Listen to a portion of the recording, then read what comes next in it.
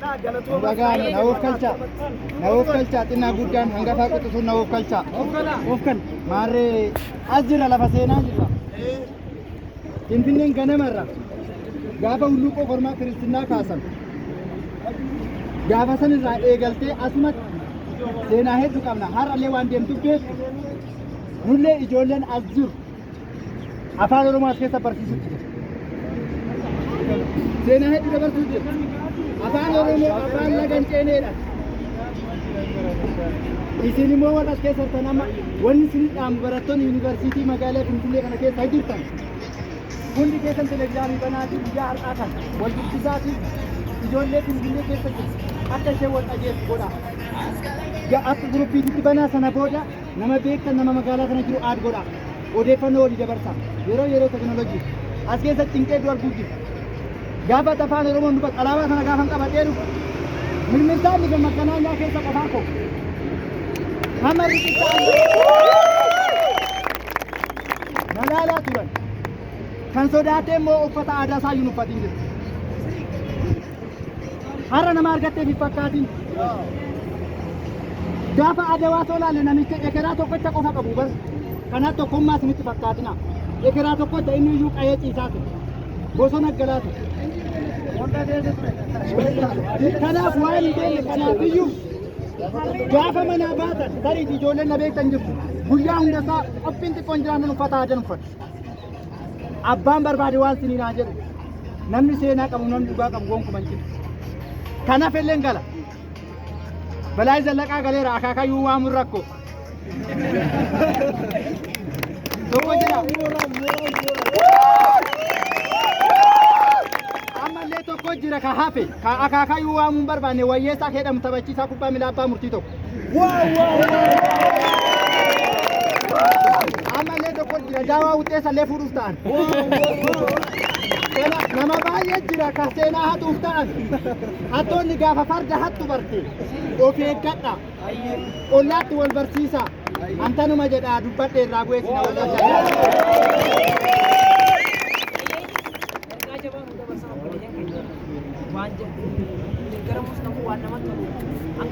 Nuti universiti Finfinnee baranna garuu yeroo guddaa kan wal beekna.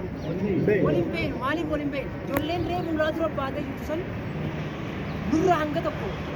Nuti garuu gaa hanga diinii tokkotti tokkummaa kan jedhee eeggannu. Oma qabatti fi tokkummaa jabeeffachuu qabna dubbii san keessatti waa hedduu jira. Waan beeka shira dubbii san keessatti kan darbu jira. Takka takkatti jechuun fayyoo isinii nu barbaachisa.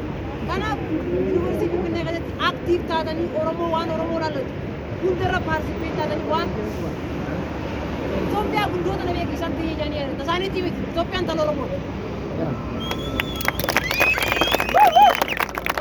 Itoophiyaan jirti. Kanaafuu gibbii san keessatti participate ta'a. Fakkeenyaaf yeroo itti aanu kanatti pirezidaantii yuunivarsiitii Finfinnee filamuuf deemu. Isin namni kan jedhamu guddaan kana gubbaan qabu. Isaan ammoo lafa jalaan birookiraasii qaban guutuu keessa fayyadamanii shira ilmaan Oromoo irratti godhaa turan. Yoo kana waan isaan gibbii san keessa godhan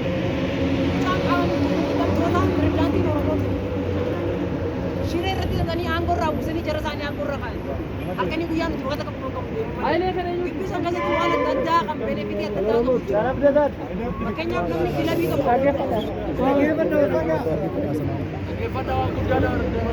Ergaa guddaa jiru. Fakkeenyaaf namni yuunivarsiitii Finfinnee keessatti kilabii yookaan kilabii uume.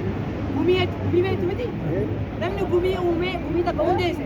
Aayidiyaan jira bara jira miti. Yuunivarsiitiin Finfinnee gumii kuma shanii ol qabaachuu ture. Garuu gumii 30 ol kana qabdi. Gumii tana keessatti gumii takka humnaan maastarsii keessatti barata. Qarshii meeqa beektaa maastarsii? Qarshii kuma 80. Isaan kanaan maastarsii jira amaaraatu baratu. Oromoon barachaa jira. Kanaaf gara hundaaf participate taatanii waliif hinaafuu miti.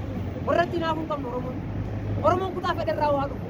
Bisa nggak satu wal cina dapat wal tulen wal basu kamna mulat tu kamna malif akka bayina kenyati narra jira male henjiru sala garu dibai daman jiru bayina dibai daman takame university Finfinnee ati berdati Oromo deebi ka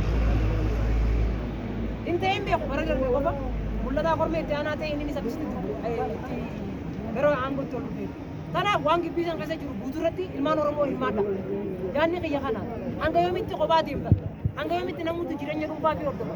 As keessatti waan takka humnee deemuu qabna. Itti beektaa roota Hacaaluu Hundeessaati. Beek qamisa uffachuun gatiin qabu beek. Hacaaluu Hundeessaa yaadachuu bara as jirra beek. Seenaa haatame deebisuudhaaf as jirra miti. Aduwaa Hacaaluu nutti himi.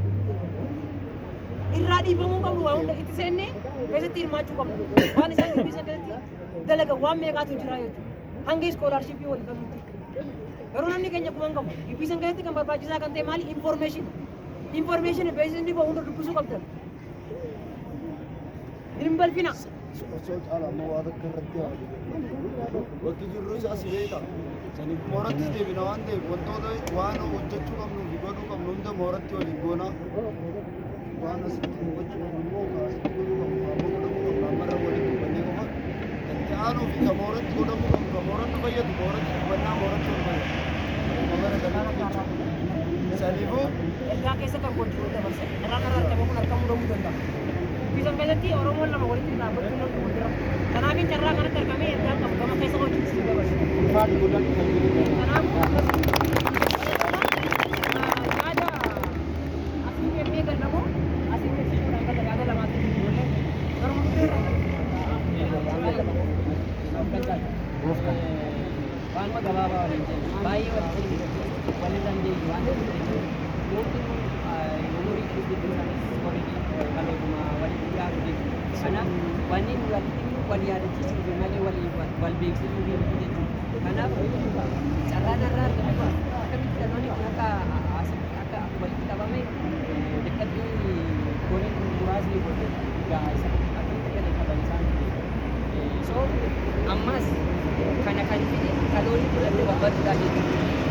Jarri ani yeroo baay'ee wanti isaaniitiin jechuun dandeettii isaaniitiin Oromoo kana odoo madaalchisuu baandeessinatti garuu warra waan gaarii isaaniirraa fudhachaa yoo deemne gaarii isaanii charchii isaanii keessatti barsiisaan isaanii keessatti waa'ee sirnaa waliin taasisu yeroo baay'ee amantii magaalaa kana keessa iddoon qabu iddoo tana mana kana jechuun mana kanatti nuudhee nyamu dhugaa waliin waan ta'eef gaafa jalqaba fireeshummaadhaan dhufnu namiyyuu eenyuu wal beeka ijoollee fireeshin as keessa jirtu dhiiroo namuu wal hin beeku.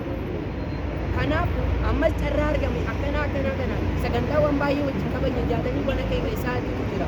Sagantaawwan akkanaa fuulduras sagantaa baay'eetu jira. Kanaaf iyyuu sagantaawwan akkanaa kana waliin kabajuudhaan wal beekuu qabna. Walaa bar walaa iyyaafan afaan keenyaa fayyadamu iddoo jirru hundatti. Kana walitti dheeressu jiraanaaf isaa. Socho'aa jiranii. Daqiiqaa takkamee waa takka dhiifama waan keessa jiru sirriitti hima. Nuti abbaa qe'eeti Finfinnee keessatti abbaan qe'ee immoo akka warra badheedhaa dhufetti abbaan sargii abbaan qe'ee ofii eeggate jechuudha.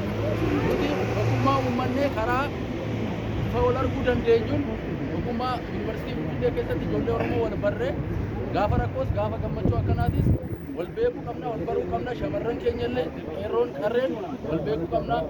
Har'a akkanatti bareeduu keessan har'a Adwaa nu deeffachuu keessan maqaa Hacaaluutiin maqaa saba Oromoo guddaa kanaa isin galateeffannaa. Telegiraamii kana dhaadafatan barbaada. Maal maqaa isaa nutti himaa? Yuunivarsiitii Finfinnee. Maal ishee ta'a? Biqiltuu isaa suma jiraan?